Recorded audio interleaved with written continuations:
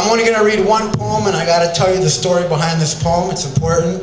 I'm part of something called the Bad Date Coalition, and this coalition is made up of current sex workers, former sex workers, and allies to sex workers. And one of the many good things the Bad Date Coalition does is it puts out a bad date book.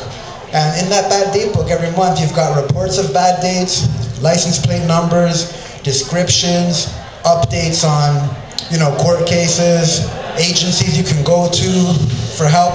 Shut up back there! All right?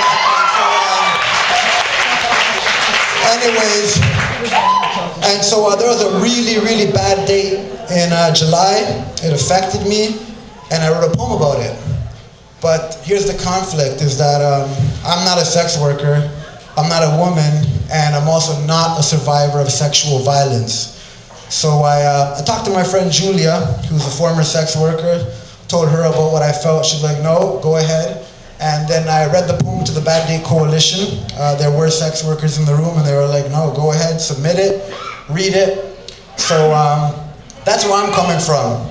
This poem was not easy to write, not easy to read, and it won't be easy to listen to. So if people want to leave the room, I'm just going to wait 5 seconds because it's pretty hard.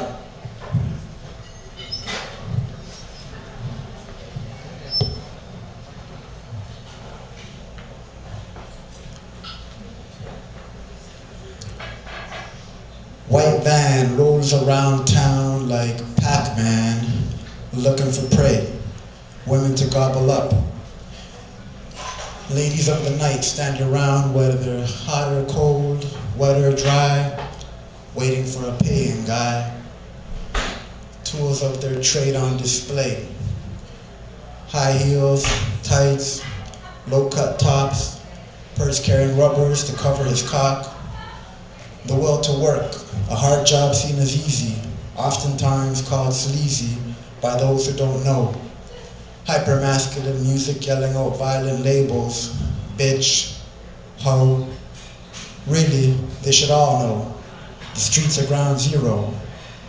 Working girls vilified, seen as the enemy. Bullshit stings and arrests, wasting people's time and money. Streetwalkers dehumanized, portrayed as there for the taking. Cabbies, cops, politicians talking service, bullshit faking, oftentimes forcing working girls. Yes, that's called raping. White van rolling, patrolling, looking for that one single worker who's strolling. Tools of their shade, vehicle with a sliding door and no windows, rope, bags, needles, coke, and a shovel. They avoid the girls that stand at corners like Hooker Harveys, who stand around in support and warmth in a huddle. Remote spots are the key to their sick victory. Moss Park and St. James Cathedral is the beginning for many acts of unforgivable evil. Bagged and shoved in the back by one man, two man, god damn. Drugged and driven out of town is the plan. Gang raped in her front, in her back. Cigarette burning ends the attack. Stalks of corn hide the assault. The hours of misery, the trauma for life. The final words, I forgot the shovel. Middle-aged man and his right hand walk back to white van. It's do or die, her one chance to scram. Running, hiding, laying with Sister Corn, crying on Mother Earth, bleeding on her, Dale's nails digging in her, holding on till dawn, staying put long after white van is gone. Thumbing her way back home from small town Ontario, it's over, this sad reality that's always been a scary scenario.